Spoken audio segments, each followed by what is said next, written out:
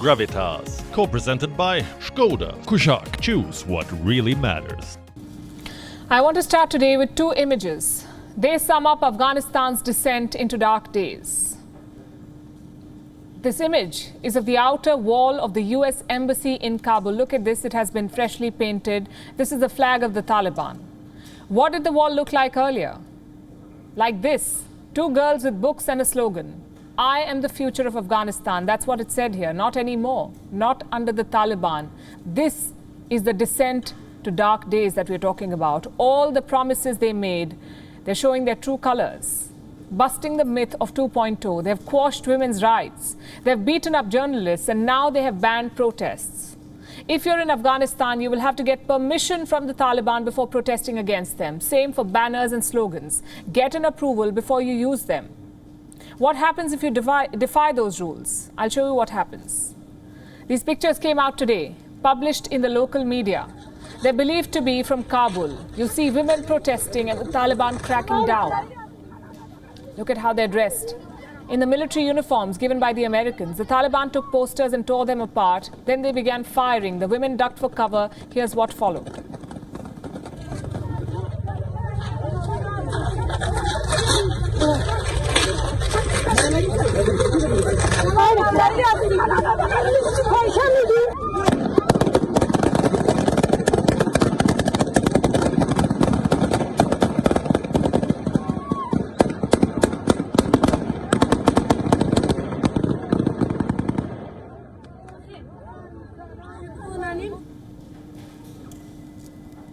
Look at this man, a Talib. He attacked a woman protester with the butt of his gun.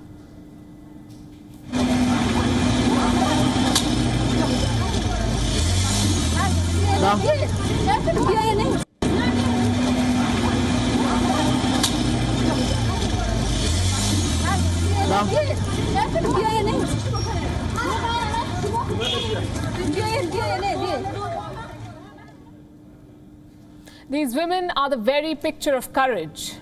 They unsettle the Taliban.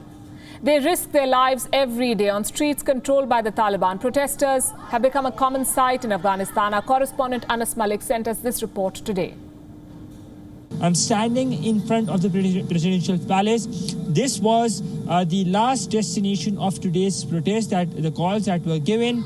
The Taliban have increased their foothold on ground, increased their presence. More and more checkposts are there. Journalists are being told that they are not allowed to cover today's activities. We've seen some arrests as well having taken place of just a handful of protesters who were just marching towards perhaps the actual destination from where the protest was to begin today. The Taliban know they're being watched. The cameras are rolling, so they avoid shooting at people.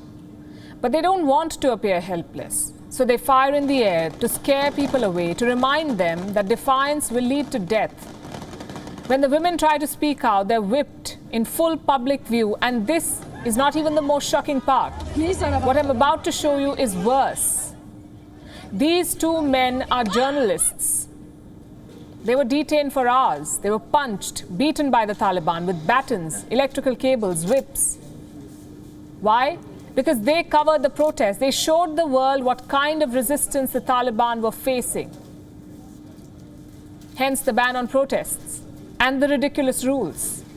This is a dangerous mix of theocracy and autocracy. They want to wipe out everything they deem un-Islamic or inconvenient, including murals. Look at these pictures. We show you what happened at the American embassy, the wall outside the American embassy. Now these are the streets of Kabul, paintings promoting ideals of freedom being replaced by the symbols of the Taliban, like their flags and their Islamic slogans. They also have a message for those who have left the country, and it comes straight from the top. Their Prime Minister, Mullah Muhammad Hassan Akhund, the United Nations sanctioned terrorist, has given an interview. He says Afghan officials who left the country must return. He promises security to foreign diplomats and humanitarian relief institutions. Why should anyone believe him? He says the Taliban won't seek revenge. They won't target anyone, when in fact the Taliban are going after anyone they fancy. The Taliban have guns. They cannot fire all the time. The Taliban have rules that Afghans don't want to follow. And the Taliban have taken over a government they do not know how to run. Kabul fell almost a month ago. Afghans are starving, protesting, being killed, trying to flee. They've been abandoned by the world and their own leaders. Former Afghan President Ashraf Ghani offered an apology today. He said, and I'm quoting, "Leaving Kabul was the most difficult decision of my life," and that he did not intend to abandon his people, but it was apparently the only way, he says. Hollow words again. Coming from all sides, in fact, world powers say they'll decide on recognizing the Taliban government based on their actions. We wonder which actions they're still waiting to see. WION is now available in your country. Download the app now and get all the news on the move. Gravitas, co-presented by Skoda. Kushak, choose what really matters.